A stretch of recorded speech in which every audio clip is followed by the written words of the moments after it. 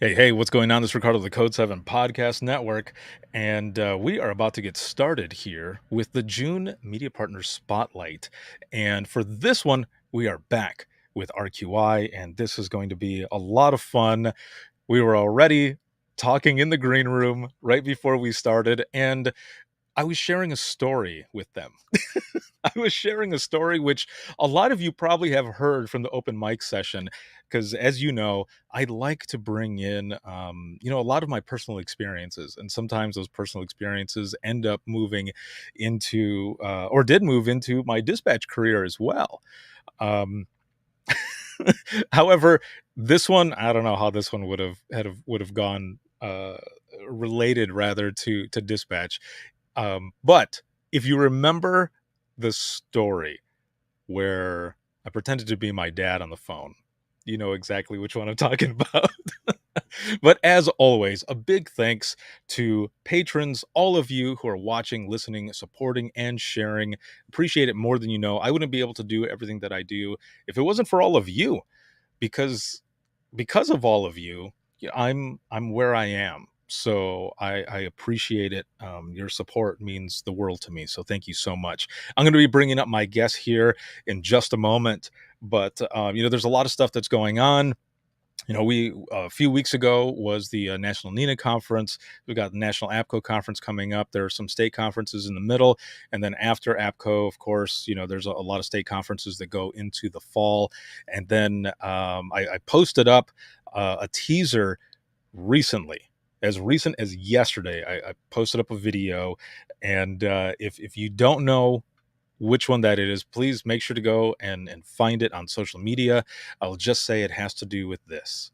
It has to do with four. And it's something that you've all been asking for a while. And the full on announcement will end up coming on Friday. But also, please, a reminder to share this broadcast, whether it be on your feed or your favorite dispatch page, and then throw in some reactions there as well. The more reactions and such that we get, the more it ends up toggling the algorithm of all of these social media platforms to throw it out there even more. And if you have any comments or questions or anything while we're going through this broadcast, please make sure to throw that in the comments, and we will address those. We'll go over them, and we're just going to have a good conversation here. Again, this is going to be awesome. I'm so happy to have RQI as a media partner sponsor, and we've been doing a lot of stuff for a while. And so this is going to be good. We've got their crew that is going to be coming on, and I'm going to be pulling them up on screen here. So the first that we have here, as I'm looking at it just here down in the green room, down in the bottom, I'm just going to go one by one here. So my first guest here is going to be Adrian. Hello. How are you? Hello. Oh, I Again? am. Yes. Again? Yes. Welcome. Thank you. Yeah, no, I'm Thank I'm I'm you. happy to have you on here. This is going to be excellent, especially to learn more about each one of you and your dispatch journey, but also, transitioning over to RQI and the why with RQI. So, our next guest here is Michelle. Hi. Hello. You know, I So I want to say something right off the bat, because you did this also when I brought you in when we first got on in the green room, and you kind of sang the hello just like you did right now. That is excellent. Because when you said it, I wanted to do the same thing. I'm like, hello. Your voice sounds a lot better than mine, but you get it. It's good. I love it. I love it. So how are you? How are you doing today? I am here. Thanks. Thanks for asking. No worries. This is going to be good. This is going to be a lot of fun. And again, I'm excited to have you on here. So the my next guest here is Mark. Good morning. Hi, Ricardo. Good. Good Thanks for having morning. me on. Are you on the west side? Are you in the West Coast? West Coast. Oh man, are all of you on the West Coast? No, I'm in Indiana. Oh snaps! No way. So am I. Yes. Yes. Yeah. I didn't realize that. Yeah, Mm-hmm. fellow Hoosier. Hello. Yes, indeed. Hello, sir. That's awesome. And Michelle, what about you? Are you on the? Yeah, Are I'm you in on the the West? West Coast. I'm in Southern California. Oh snaps! That's right. Looking at the Enjoying the information. 105 weather this week. Oof. Wow. Yeah, no, that's not great. It was, it was rather warm here last week to the point where, when you walked out, it was just it was just not good. But now it's only like 77 and it's bright outside from what I can see. So that's pretty nice. So I'm sorry that you've got some crazy heat going. Hopefully it'll get better. So again, I am very happy to have the three of you on here, not only to share, your personal stories and such, your kind of journey through public safety, but also what it is that you do with RQI. What is RQI all about? And your transition and everything. So to start out with Adrian, how did you get involved with public safety to begin with? Well, I definitely went in through the back door. Um, I was in private industry. I was actually working for a commercial printing company. I was Hmm. an estimator. My ex-husband and I moved to another state, Las Vegas, Nevada, and they didn't have commercial printing there. So I went into the unemployment office. They tried to get me to be a contractor estimator. No, pointed me toward the back. There was this um, binder, and one of the jobs listed two jobs. There were two jobs in public safety. One was a records tech, had no idea, and the other was a 911 operator. I went, oh, that sounds kind of cool. So yeah, I went not knowing anything about anything. I didn't even have anybody who knew anything about anything. Funny story, I flunked the test the first time. There was a typing test involved. Hmm. I'd never taken a typing test, didn't even know how that worked. They said, ready, set, go. I said, huh?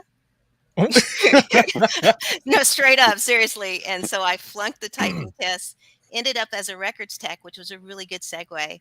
Hmm. Came back again, and here I am. So I have to ask. So with the typing test, how many words were you allowed to get wrong? Do you remember Oh, by any yes, I chance? do.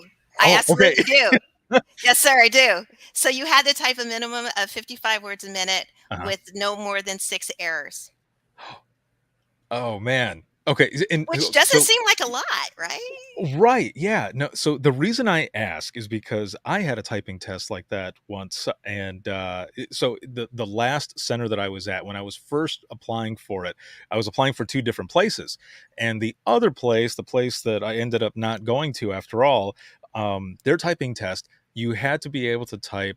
I think it was only 25 words per minute, but there was only three errors that you could have. And I remember thinking, that's going to be simple. So I'm typing, and then I got an error. I was like, oh, okay. And then I did a backspace on accident, and that was my second error. I was like, no way. Like, so so then I decided, oh, I think I'm just going to do the hunt and peck mode, and I should be able to do it. Like I knew where every letter was, and I was just going until the end, and I ended up passing it, but it freaked me out because I thought, it's only 24 or whatever, somewhere around there words per minute. It'll be easy enough. Yes. And three errors, come on, it'll be fine. No, I Right. started freaking out there at the towards the end. So you end up getting in there though. Did you ever get a chance to do a sit along or anything? I didn't Hmm. initially because, again, ignorance was bliss for me. Yeah. Um, it sounded good. I had no idea. I actually, my very first intro in the 911 was walking in my first day after I was hired and seeing all of the monitors. Oh, okay. Yeah, it was So, like that. re- and you can remember walking in and everything you saw? It Was it was like that. overwhelming? It was like there were people on both sides Yeah. all talking at once, it seemed, to I don't know who, and just screens, a multitude of screens, and they seemed to be looking at all of them at the same time. So yeah, that was it. Oh, that you made me go back to yeah. To the last center that I was at, the county that I grew up in, the center that I finished off my dispatching career. When I walked in for that first time, I remember seeing pretty much the same thing. Someone who is doing something that you would think would be someone with like 8 arms, just like octopus Mhm. style, just doing a bunch of stuff, but it's only 2 arms. They're talking, but they're also like eating at the same time. And I thought, how is this possible? I don't know that I'm going to be able to do this. So I get you. That overwhelming feeling, it is something else. Yes, a We whole got new world. We got Nick jumping in here on LinkedIn saying, "This is a great team. I had the pleasure of spending a few days with them out at Navigator." So very nice. Thanks, Yeah, Nick. and yeah, and Yes, she's awesome. we'll get to that here in a moment as well, because your booth was just diagonal from mine, and it was awesome hearing not only the music but everyone with the the display, the setup that you had there performing CPR and kind of like grading them. Okay. I'm going to get too far into it. I'll leave it at that. We'll get to that here back in a moment. So back to Adrian with everything that you were doing there. Like, do you remember, a lot of your training? Was the training hard at all, or was there anything, I guess, that kind of surprised you going into this? Ah, any one thing in particular? How Yeah, long it was. How yeah, long it was. I again, having no idea what a 911 dispatcher was, and having that kind of concept that, oh, it's a call taker. yeah, It's, somebody who passes information on. I thought, I'm going to sit down. They're going to tell me what each one of these monitors, is, how to use yeah. it. I'm going to sit down. I'm going to go. Customer service. I got it. No, no, sir. No, sir. it was a 12-month program, and I needed all 12 months to get it together. Yeah, and sometimes even a little more, right? Because I mean, you Oh go yeah. through the the preliminary training, all of that training. You go through it, 12 months or whichever. But I feel like, at least for me, I'll say this, at least for me, even after my training and everything, I felt like it was almost, 3, maybe 3.5 years before I felt like really, really solid.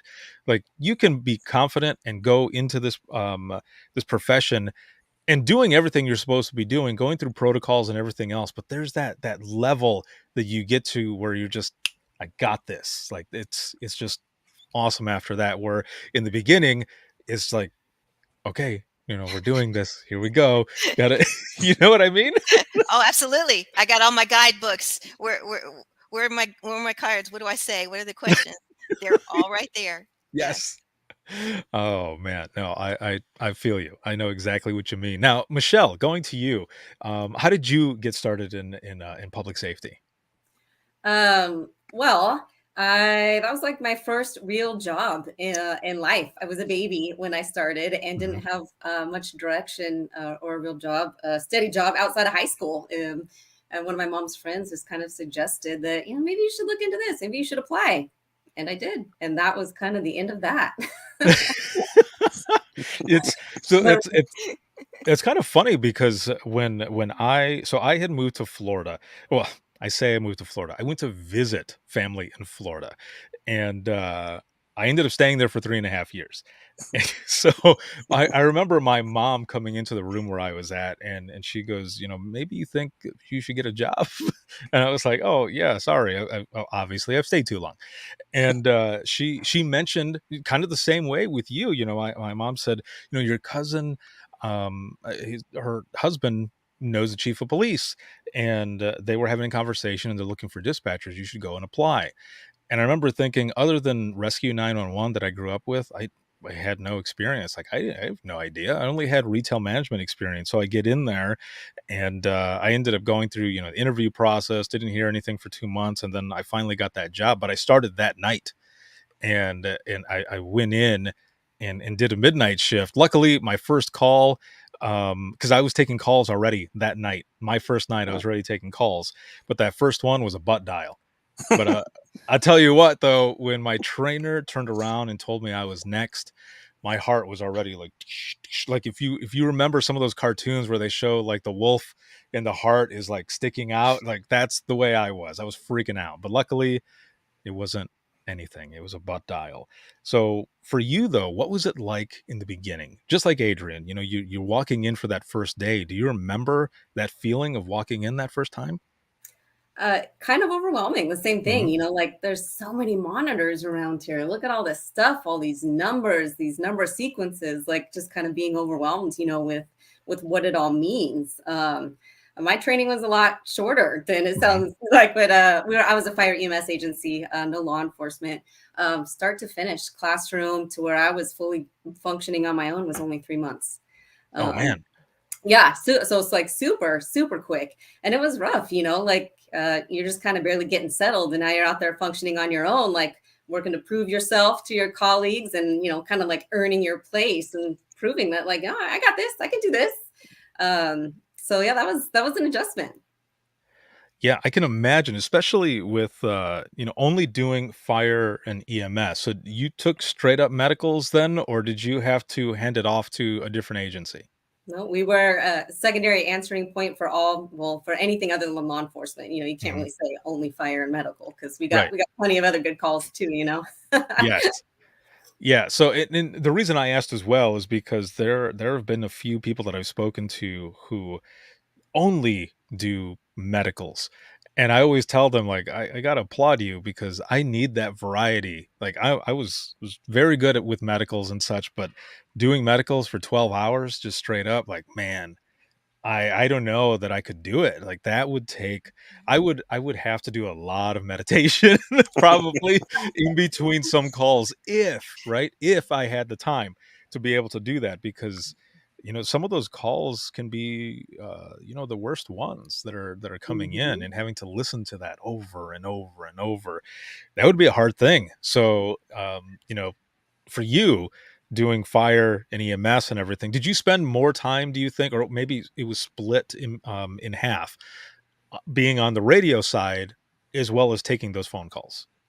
We actually did both simultaneously. We did not have designated call takers, so we learned. And back when I started, headsets weren't very popular. Most of us chose not to use it. So Yeah. you have to have a handset, held up, and you're typing and doing all of it simultaneously.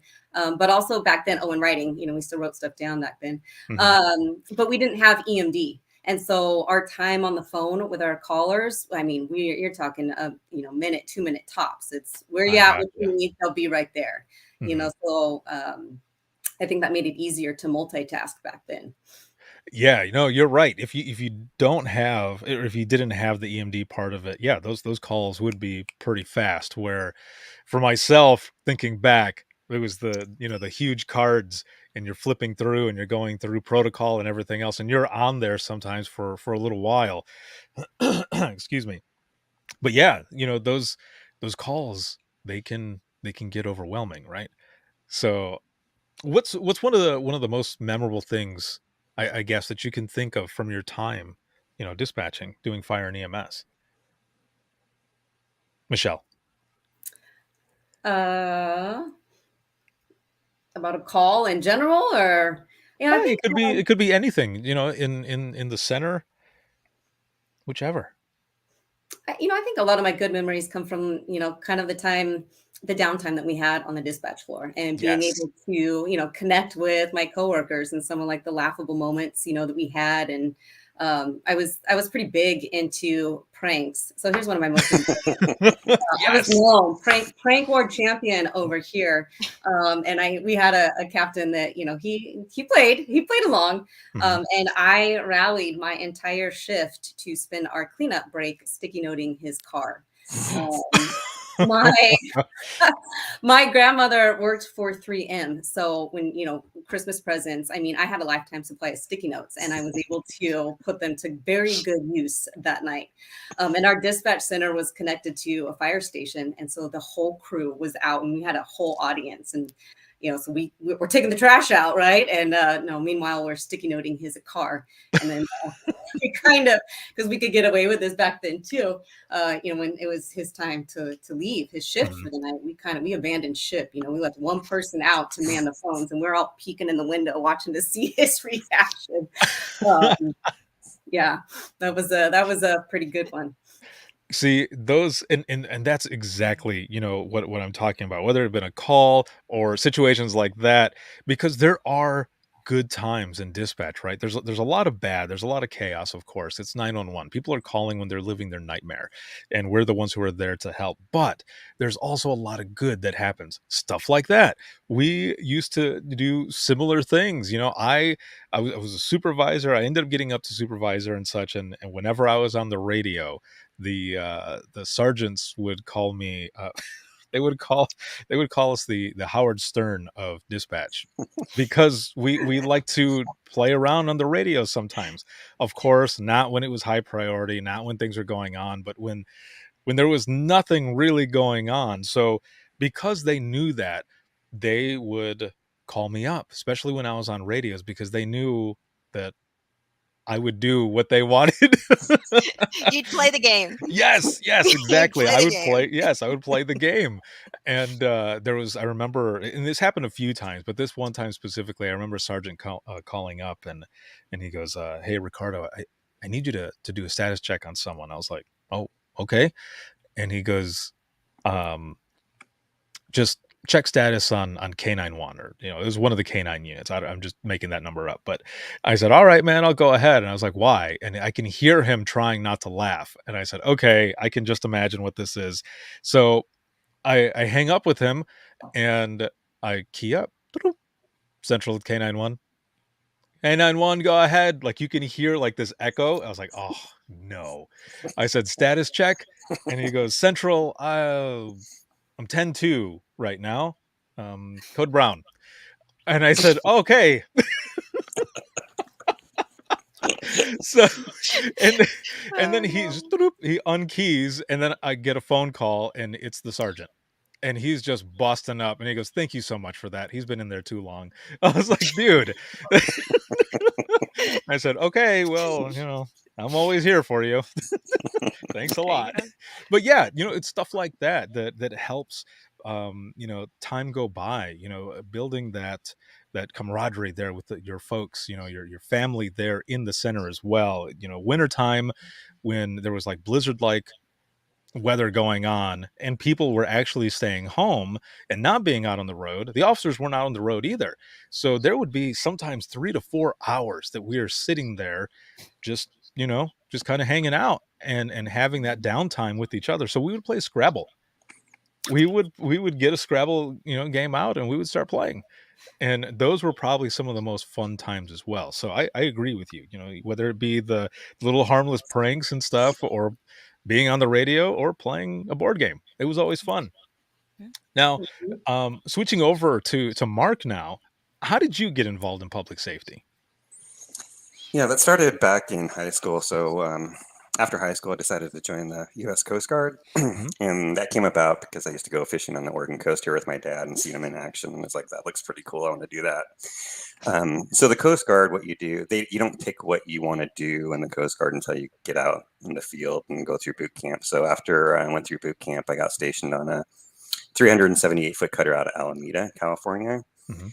And wasn't quite sure what I wanted to do as a specialty. But I knew that the ship was going to go up to Alaska for 3 months to count fish, and being 18 years old on a ship, that's your house. And I wasn't too keen on going up to Alaska. So the school opened up for radioman school. So I was like, well, that's going to get me off the ship 1 month before Alaska. Sign me up. So there we went. So I went to radioman school, and you have two different jobs as a radioman. Either if you're on a ship, you're taking all incoming and outgoing message traffic. You're on the bottom of the boat, and it's not too much fun. But if you get stationed on the land station, it's more like 911 for the boating community. Mhm. You're manning the radio. You get a call for distress. You dispatch out resources, whether it's your own or the city county resources. So I got stationed back home in Portland. For the last part of my 4 years, and I only planned on doing 4 years in the Coast Guard. So I was starting to think about what I want to do, and two of the reservists worked in 911. One was a supervisor for a center in Washington, and one in Oregon. And I was like, well, that sounds pretty cool. Maybe. So I talked to them about what it involves and all that, and I was like, okay, I'll give it a shot. So got applied, and 6 months later got hired on, and the rest is history. Oh man. So, okay, hold on. You applied, and it was a 6-month process? About a 6 month process, getting through all the different various testing phases and all that. Oh, So it was snap. quite the experience. And Now, I think Critical is one of the more preferred like multitasking tests, but back Mhm. then it was Perfex, and it was just basically I'm not sure if you've ever heard of that big box, and there's little rings that you put on hooks and listen to things, and I was 100% sure I failed that thing, but apparently I did good enough to pass and got hired. Oh, well done. Okay, so this is the first time I'm hearing of that test. So that sounds pretty interesting. That sounds like some ninja stuff there. It was some ninja stuff. and and I say that too because I mean I've heard a lot of different processes in the through hiring. One of the when I was talking about the other dispatch center that I was trying to get into as well, their very first one that they did, which I thought was pretty interesting. There was about 30 or so of us in this room. It was a huge room. The acoustics, it wasn't the greatest. Like everything, there was like an echo. So every time someone said something over like the intercom, it was hard to understand because of that echo. The sound is just kind of bouncing off. So what they did though was they gave everyone a piece of paper and a pen, and excuse me, they played some radio traffic between an officer and dispatch. And what they wanted us to do was write down what we thought they were talking about. And they narrowed that down, the group, to like 10 I from can there. imagine. Yeah.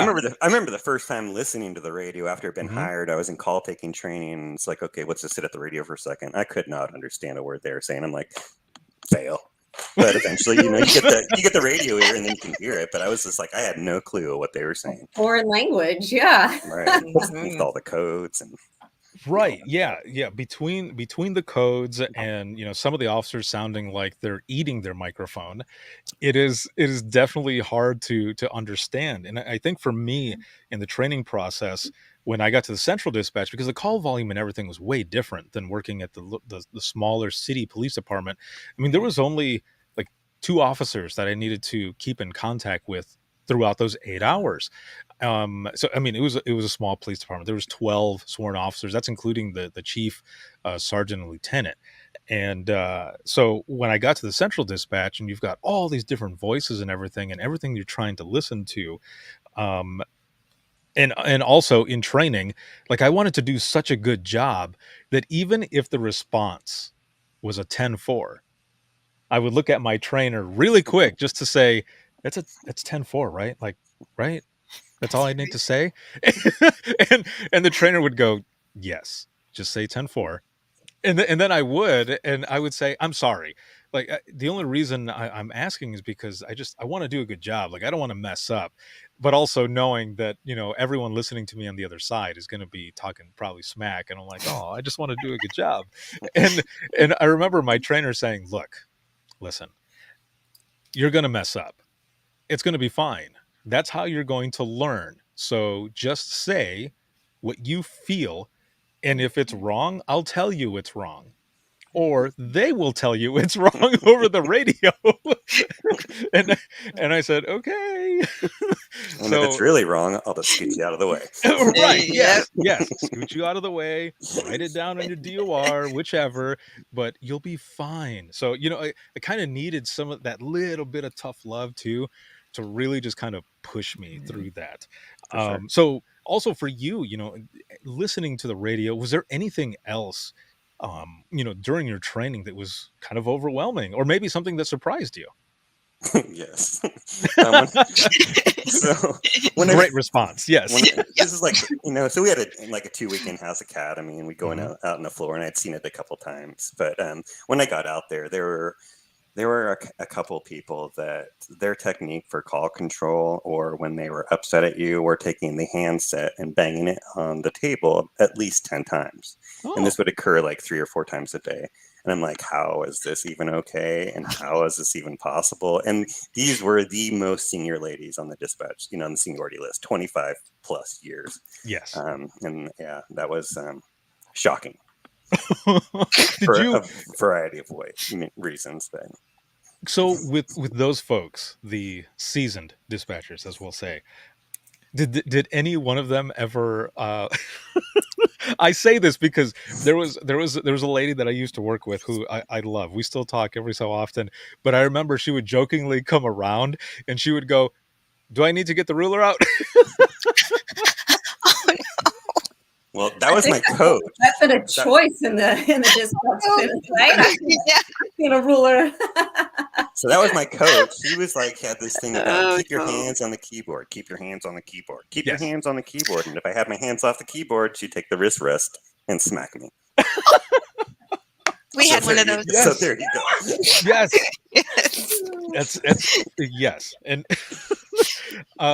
Mhm. that's why I mention it, because it was the same thing, because I would go and I would go to write a note down, and sometimes it didn't even have to do with the call, and she would walk by. The funnier thing though is that she wasn't even my trainer. Like this was after training, and I was working on this morning team with this amazing group of ladies against, seasoned, they've been there 20 years and everything, but they used to joke a lot with me, and there were some times where I never knew, like I would look at them and say, "Are you messing with me?" And they would just kind of look at me and just kind of make that look, and then like walk away. Like, wait, no, no, no, no, no, come back. Like, I want to know. And they also drank a lot of coffee. Like one Oh lady, yeah. I tried to keep up with her. There was no way, no way. Because I'm like a cup and a half in, and she's already like finishing the pot and starting another one. She's like, It's a "Come on, 32-ounce Ricardo!" cup. Yes, yeah, like a polar pop, like taking down coffee like crazy, and I'm there like, "Ugh," like I don't know if I can do it. Like, right, yeah, all twitching and freaking out, Oh, and no. I'm like, I don't know if I can do this, but yeah, no, that was a lot of fun. It was a lot of fun, but I also learned a lot from them as well. There was a lot of different techniques and everything. Early on, I was taught a technique where if, excuse me, if you have someone who calls in who's hysterical, and you can't get through to them, you can't get any information. If you raise your voice up higher to try to get over them, it's not going to work, because really your voice is just like background. It's like if you're working on something at home and you just have your TV on as background, you're just listening to it. It's almost the same thing. But if you bring your voice down to a whisper, it almost tricks the person into thinking there's nobody there. So then they stop. And is there anybody there? And that's when you jump in and you start asking, all of the questions that you need to ask. So it was Mhm. awesome to work with those folks as well, even though they joked a lot with me because I was new, and trying to figure that stuff out, how everything worked. So, Mark, for you, I guess some of those earlier calls, what was that like for you? Some of those earlier calls? In what way? What do you mean? Just in, because there's a lot of memorization that goes into it, right? There's a lot of classroom type that that you have to learn, like codes Mhm. and all of that stuff. But then they tell you, today we're going to work on phones. You're going to work on the non-emergency ones, but we might throw in an emergency one in there for you. So you've got this knowledge that you're going to be taking some calls. You don't know what's going to come in. And as we both know, as we all know, sometimes some of those emergencies come in on non-emergency lines. For sure. So they tell you, we're doing phones today. You're taking phone calls. Do you remember like kind of that feeling of, okay, here we go. We're going to be taking calls. Yeah, I think I was a little nervous. You never know Mhm. what you're going to get. I think my Yeah. first 911 call was your first 911 call. It's a hang-up call kind Oh, of thing. yes. And so you get, break the ice with that. It's like, Yeah. okay, I called back and I logged the call. Woo! And that was an easy win. But, I think I had a 2-week in-house academy, and they set up a pretty good foundation, Mhm. and a police call is a police call. Is it hot or is it cold? Do they have weapons or not? And what do they look like, right? Yeah. And then medical, you have these weird EMD carts that we had back in the day that will help you get through that. And fire calls, you just kind of winged it and asked what made sense, which was what I was probably most nervous of, because there was nothing really written down for those. But I, fairly early on, I had a pretty good call where it was a kid choking. It was like a 3-year-old, and the parents called up, and he had a grape that he had swallowed, and they already had tried the Heimlich, and he was blue when we got him, and went through the protocols, and on the first round of walking them through the Heimlich, which they already did, it popped right out. And I remember putting the phone down. I'm like, oh my God, it worked. To my coworker.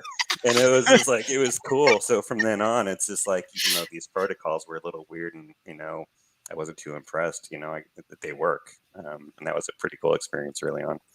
Oh man, you made me flash back to a similar call that I had where a mom had called in and her son was choking, but when the phone call came in and I said my thing, elegant, 911, where's your emergency? What I heard immediately was,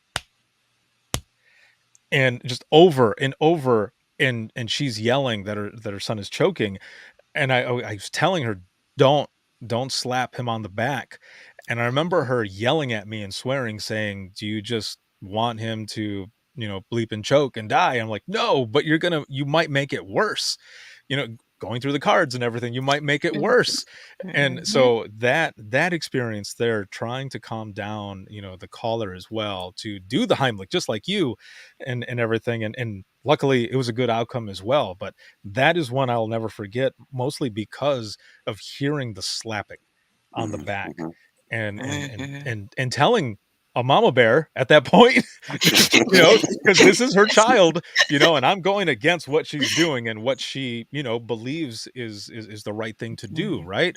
Right. And Mhm. so I'm going toe to toe here with mama bear, and I was like, oh gosh, she's gonna reach through and choke me. It's a Take me out. Yes, exactly. Huh. It's a crazy profession, right? But it's so rewarding as well, especially in moments like that. Like you said, you've got that, you're kind of covering your microphone, you're like, it worked. Like, thank the Lord that it worked, because we only have our training to go off of, right? Right. And, and Mhm. and people are calling, and there's so much pressure, there's so much stuff that's put on us, especially to be able to just think, make decisions, split second notice. Excuse me. And when it works, when it all ends up coming out good, when you get off the call, you get that moment to just it's like in, Mhm. Armageddon or any of those post-apocalyptic movies where the good thing happens and the world is saved and everybody throws their papers up, in the air, and everyone's like, yeah, high-fiving. Those are those types of moments. Yes, indeed. Yes, it is the craziest thing. I do want to mention something really quick before we jump into the transition for each one of you and talk about RQI and where you're at now. Michelle, I meant to say this when you said it earlier, but you talked about headsets and how a lot of people didn't wear them because it wasn't a popular thing. What I wanted to ask though was, do you remember, kind of when you were done, when you made that transition, did you have any issues with like your right shoulder or left shoulder? And the reason I ask is because I was the same way. We had headsets. They all didn't always work, but I always would almost always use the handset. So I would be like this a lot. So when I left dispatch, I like you're on the go all the time, right? When you're working in dispatch because there's so much going on. And then Mhm. you're trying to live life as well. And when you're finally done, everything kind of catches up to you, right? And like for me, it started to catch up. So when I was working from home for a different company in the private side of 911, um, my right shoulder started killing me so bad. And I remember going to the chiropractor and they did an x-ray on me. And the the doctor goes, I want you to look at this. And Uh-oh. I in the x-ray, it was up like this. I was like, whoa, no way. And he Mhm. goes, you need to come here every other day for like 2 weeks straight so that we can work you out because Mhm. you have needed this and obviously you didn't feel it and you didn't know. And I'm good now, but that's why I ask. Was it Yeah. at all like that for you? Well, see, luckily for me, we weren't allowed, again, from that physical aspect, long-term Uh-huh. impact. I think it was probably only about like two, I would only been there about 2, 3 years before we upgraded CAD. And when we did that, it became like mandatory for us to wear the headsets Ah, okay. because they knew that we were, we had a whole lot more multitasking to do. Yes. So I guess I didn't have the opportunity for it to do that much difference. But I kind of listening to Mark's story about it, our favorite dispatcher seasoned with salt. There was one of my coworkers, this is when you had the handset. If the radio traffic was going at the same time, and he didn't want to hear it. He needed to hear the phone call. He would slam his foot on the foot pedal to open the mic to the radio. We used to call that his mute switch. So that's how he would get his radio traffic to silence, so he didn't have to hear it. But now he's broadcasting his phone call over all the Oh, radio. no way. Oh no. But he did it like, I mean, he was just full force into like slamming his foot on the ground, and it was just the funniest thing. Like, oh, we're not multitasking in this moment. All right. We're done here. Yes. Yeah, radio Oh, that is hilarious. On radios, Oh no. specifically just on. kind of Oh, like go ahead. that stance. Yeah, sorry. Like, because he would have the hand in the hand, Oh, full body force, like slamming his foot, and off to the side. Yes. Like it was a sight to see. oh man, That's that is pretty hilarious to have that, right? Because you've got somebody who's thinking I'm going to go ahead and do this and that, but hey, you're actually transmitting to everyone. Well done. Oh man, yeah, no, that is hilarious. We would have moments on the radio where we would hit that red button to key up and say whatever we had to say, and then unkey, and then turn around and be like, "So, dude, you will not believe this," and just start talking, and then you start hearing like ding ding ding ding ding ding ding ding ding on your computer. Yes, open yes. mic. Right, exactly. Yep. Yes, everyone's saying open mic, hot mic, and then you turn and look, and you're like, oh, and I did it a few times where I swore. I was like, oh no, it did it again. So then there was one time where one of my partners was just slamming on that button, and you can hear everything. So then when it finally got unstuck, one of the officers ends up coming over the radio and goes, "Doop. Central, are you all okay up there?" We're like, 10-4, we apologize. But there are moments like that. See, it's stuff like that. That's the stuff that I miss, especially from dispatch. Now, Mark, I want to start with you here, and I want to get into this transition. You went through all this time in dispatch. You've got all of this experience and everything. What drew you to RQI, to the company that you work for now? Was it just the program? Were you using the program? What was it that drew you to the company? Actually got started before the company Mhm. created the program. So I was asked to help out with some contract type of work and listening to calls and all that. So I was kind of slowly kind of came in that way. Mhm. And then when there was an opportunity saying, okay, we're going to launch and get going, would you like to be a part of this? I was like, yes, for sure. So that's kind of how I got into it. I created those contacts early on when the Resuscitation Academy up in Seattle, Washington. I'm not sure if you've heard of them. They focus on cardiac arrest survival outside of the hospital, and they bring up teams of mostly of paramedics and firefighters. But they also have a dispatch component up there on how to improve cardiac arrest survival in your community. So I was an early attendee and came back pretty charged up about what the role that telecommunicator can have in cardiac arrest. So I implemented a lot of the things that they had recommended and maintained those contacts. So that's kind of how I got the start in the company. So you're kind of an OG, huh? You're one of the originals. Yes. We've come He a long represents. Yeah. No, that is awesome, man. Especially when you go somewhere and you see, just like you were saying, the critical role that dispatch plays, and just being charged, to want to do more. Like you get in there, and whether you were already at the end where you were getting ready to make that change, or you were just making changes there in the center. That's a big thing as well, being recharged and talking to people and really kind of spreading the word of how important this job really is. Because I think that's one of the things that sometimes we in dispatch forget, is how important it is, the job that we do. And maybe it's because of outside influence, or other people who treat us a certain way, because a lot of times dispatch is pushed off to the side. But it's always good right? To have that reminder and to be recharged and to get there and know what our worth is. Right. And then, this job also has, what it turned into is, what I was most passionate about during my last few years at 911. I ended up becoming a manager and had a lot of hats, over EMD and then public education and training and HR. So it's spread pretty thin, in that regard. My passion was quality improvement and training because I know what the impacts that has, and they go hand in hand. Mhm. And that's what we are. It's we have training and quality improvement aspects and more specifically on cardiac arrest calls, because we did QI on everything, but this was my passion coming in before the job, because I think a cardiac arrest call is where a telecommunicator can make the most difference in somebody's survivability. Mhm. Now, what about you, Michelle? What was your transition like? What drew you to RQI? Yeah, I'm the newbie out of everyone. Oh yeah. Yeah. I joined RQI last year. Mhm. It was kind of unexpected. I wasn't necessarily, looking to, to leave my position in the comm center.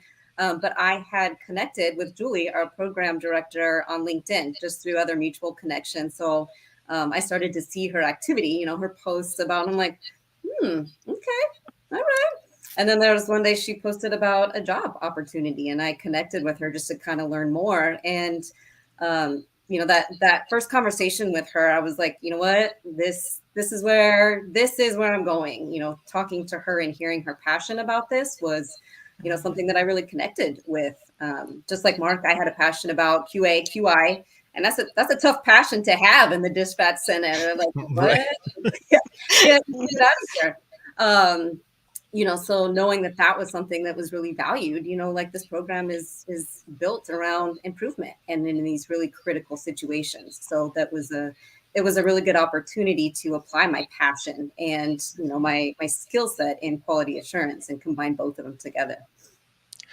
What were some of the things that you saw that she was posting that really made you think that, oh, okay, that was kind of catching you there? What were some of those things? Were they like infographics? Were they articles? What was some of that stuff? Because I've Yeah. seen some of that as well, and I thought, oh, I need to I talk know to her. she's got some like very creative things and some powerful things. I think Right. that's what caught my attention is she's really good at demonstrating the critical role the dispatchers have, and just with like a headline, and so seeing that's like, oh, she knows how important this is. All right, that's cool. Excellent. It is always good, especially when you have information like that going out, but also when you make it personal, because that really pushes it even more so with with the mission, what it is that you're doing, and how it'll affect and impact those in the chair, but also those out in the public as well. Mhm. So, Adrian, same question. How did you make your transition? What really drew you towards RQI? Yes. Well, kind of like dispatch, I was on the other end of the spectrum. Hmm. I didn't really know that much about RQI. Hmm. Originally, I was nearing the end of my career with the agency I was working for. I was in that semi-retired position in October of 2019, and I'm like, what am I going to do now, right? I don't know. So I was just, casting a wide net, and I can't even tell you where I saw the announcement for, they were looking for some part-time people to do training. Hmm. And that was the word that stuck out to me. Training dispatchers. And I, like you, ended up as a supervisor. And in our department, we didn't get to do as much one-on-one training once we got into that position. And that is my heart. One-on-one, being when I was a CTO and I got to sit one-on-one with dispatchers and see them progress, see them grow, that was my passion. So I saw this ad and I went, oh my gosh, trainer. Yes, cool, awesome. And then I had an opportunity to do a one-on-one interview with Julie, and she will get you. Let me just tell you. No. If you are on the fence, that lady right there will get you. She is sold out. And for those days when I didn't remember how much it mattered what I did, she will remind you very quickly what you do makes a tremendous difference. And so, yeah, that was it. I'm like, please let me have this job. Please let me, please let me do this. Please let me do this. So yeah, here I am 2+ years later. No longer it's part-time as I thought it was going to be, but so honored to be able Oh, to do that still.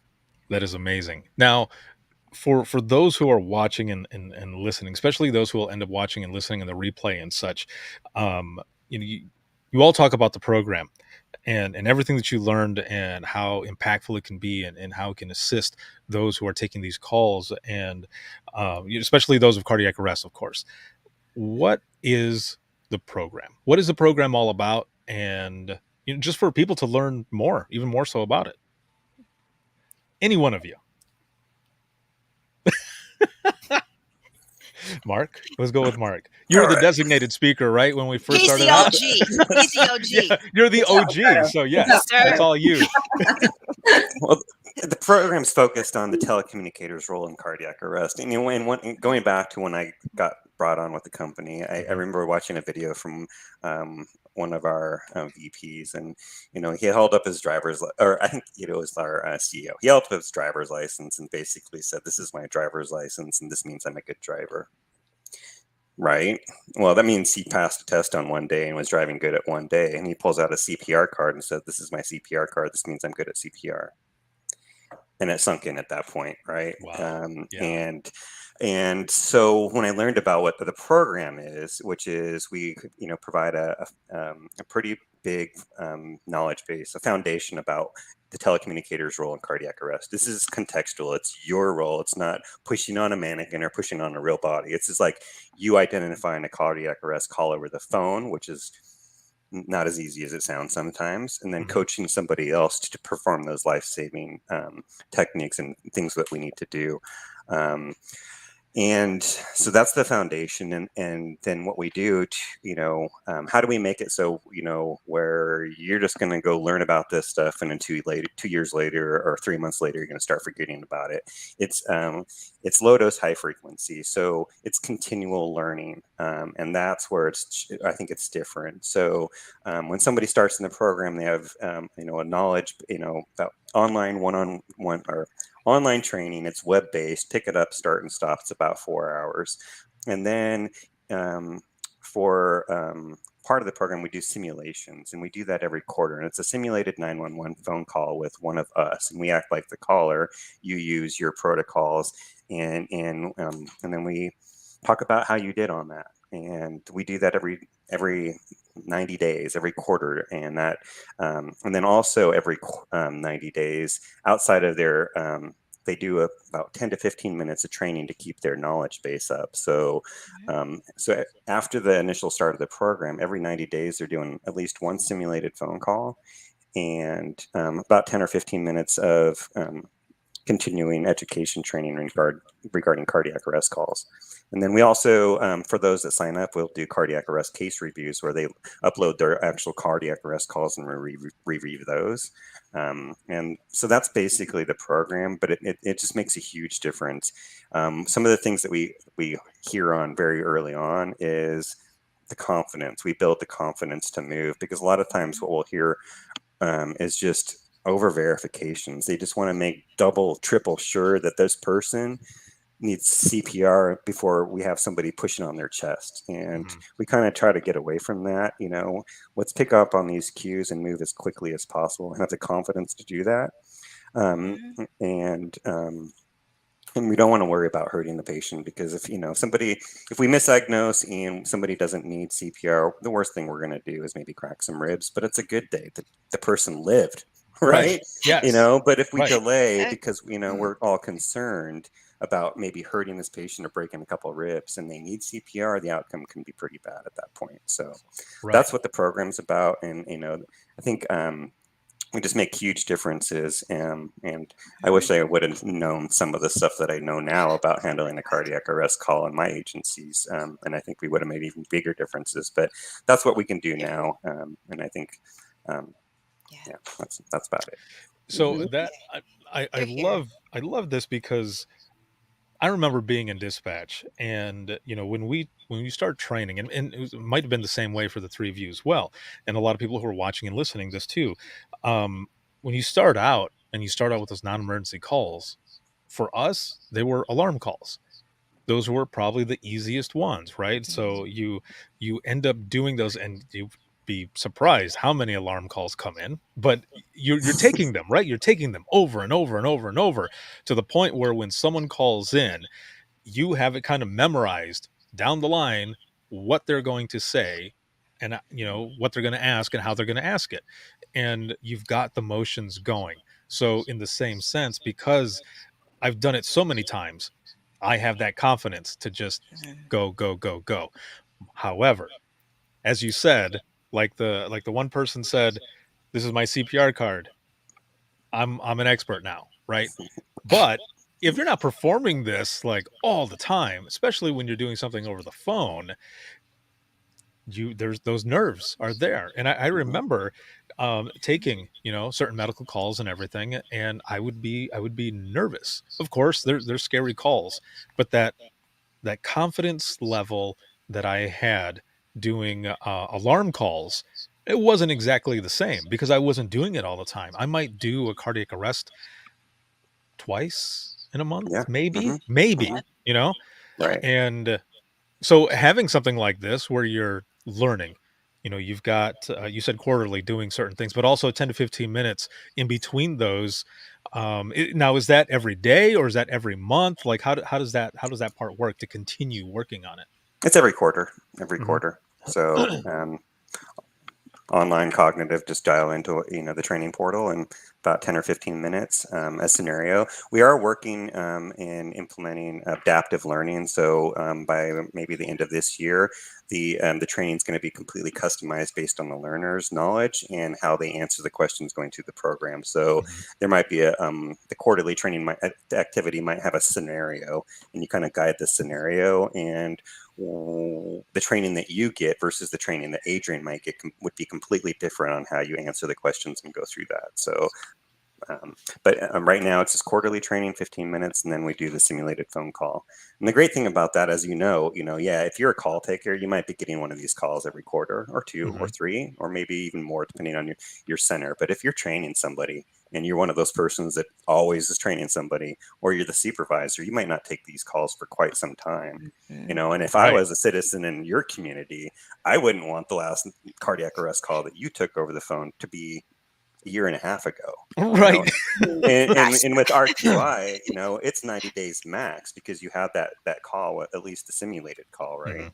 And the great thing about the simulated calls is we provide immediate feedback on what you did Mhm. great and maybe what we could do differently. And then we have enough time to run it again, and then send them out the door feeling pretty good about how they performed and that challenge that we presented them that day. Oh, see, that is Yes.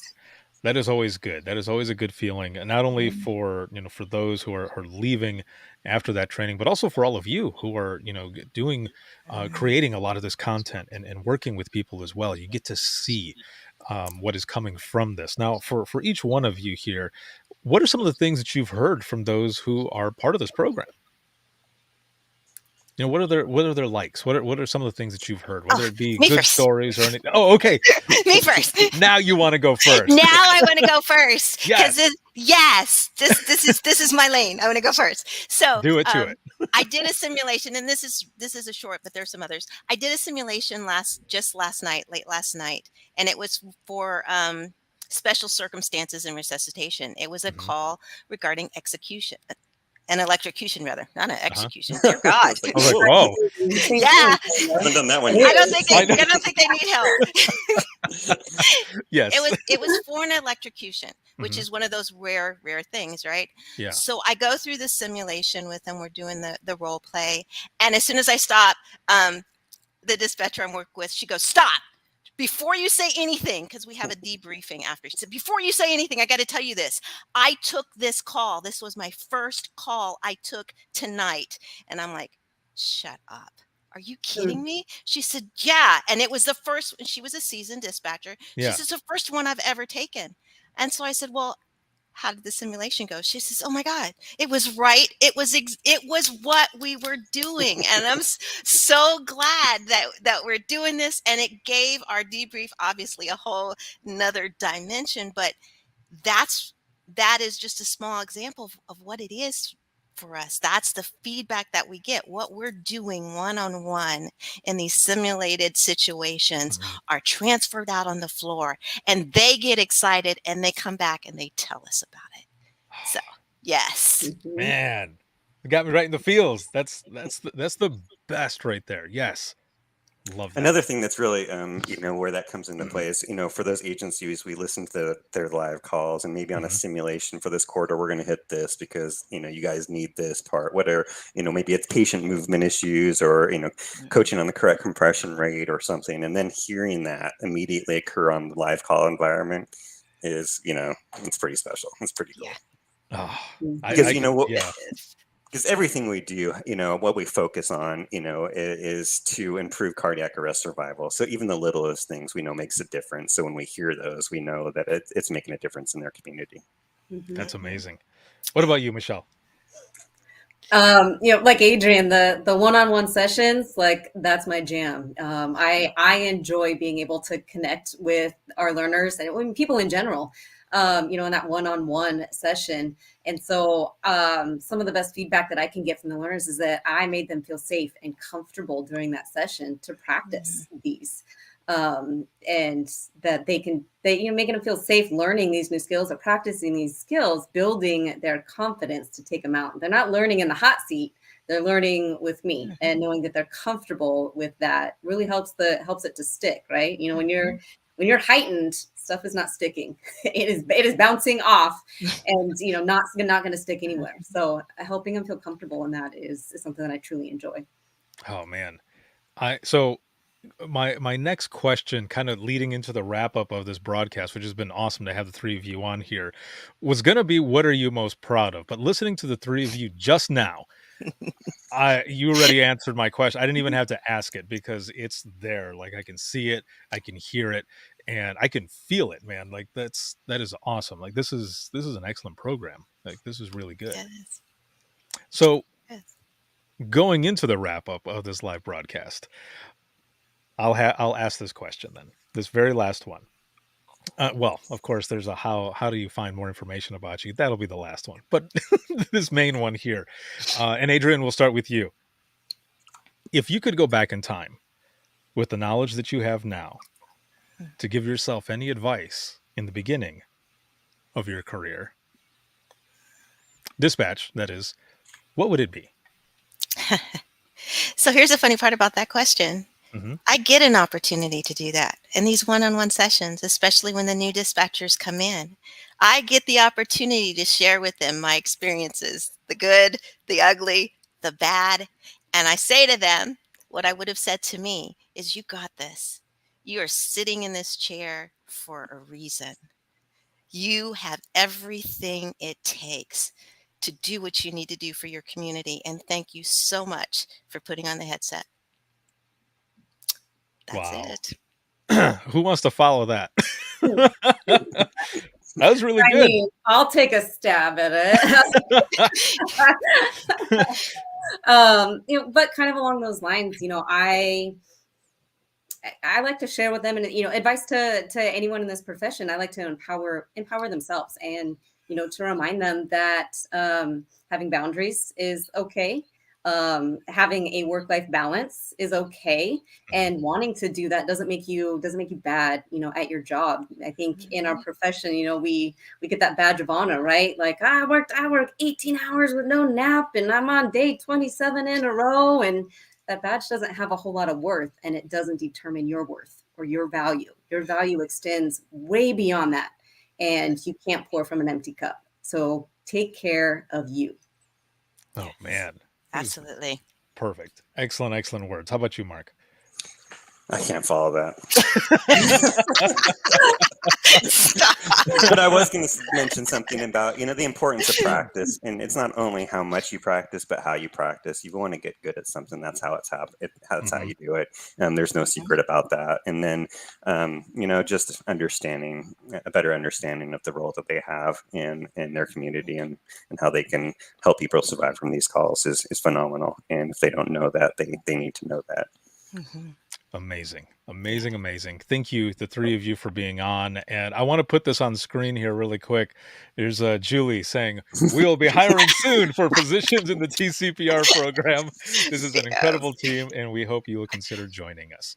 And yeah, just listening to the three of you, your journey going into it, the passion that you have. I mean, this is what it's about. And I think that's what I love the most about organizations such as this one, and other companies as well, in this profession, that bringing in folks that come from where we come from and understand and are able Mhm. to help mold, just like you, Mark, being the OG, to be able to help build this program and mold it, and others, and other companies as well, whatever they're putting out there to those in the chair that also helps those in the community. They're able to help mold this and really do it from the user's aspect, or those who have experienced it. So I think that's what I love the most about RQI and a lot of others who do the same thing. So Yeah. it's awesome. Yes. Thank you again, Thank you. three of you, for being on. This has been a lot of fun. And for those who want to find out more about RQI, where can they find you? Where, website, social media, where can they find you? Yeah, our website, rqipartners.com. So just RQI for Resuscitation Quality Improvement. So rqipartners.com, and they can find out the information about our programs. Yes. Awesome. Go to the Excellent. Solutions tab, Uh-huh. pre-hospital, RQI telecommunicator CPR. That is where we live. Nice. Yes. Excellent. Well Yes. done. Well done. And again, thank you for being on. And I will be right back here with each one of you in just one moment. This was excellent. Thank you all for being here, watching and listening, especially if you're watching and listening on the replay. This was so good. I'm going to probably add this to the flagship show as well, to Within the Trenches podcast, because we talked about so many good things, and I want as many people as possible to find out more about this program and get involved as well. So RQI, thank you so very much for being a media partner sponsor of Within the Trenches Media. I appreciate it more than you know. And for those who are watching and listening, if you have any comments, questions, or you want to be a guest or become a media partner sponsor yourself, make sure to send a message to us, and that is wttpodcast@gmail.com. You can follow us on Twitter. That is @91podcast. You can like us on Facebook. That is facebook.com/Within the Trenches Podcast. I also do bonus material, and that's on Patreon. So if you want to be a patron of the podcast, you can check us out and support us there. Patreon.com/WTT Podcast. This episode of the Media Partner Sponsor Spotlight has been sponsored by RQI. And again, thank you so very much. This can be seen on Facebook, LinkedIn, as well as Twitter and YouTube. And then for the flagship show, you can listen 24/7 on Apple Podcasts, iHeartRadio, Spotify, your favorite podcasting app, and withinthetrenches.net. Have a good one, everyone, and we'll see you in the next one.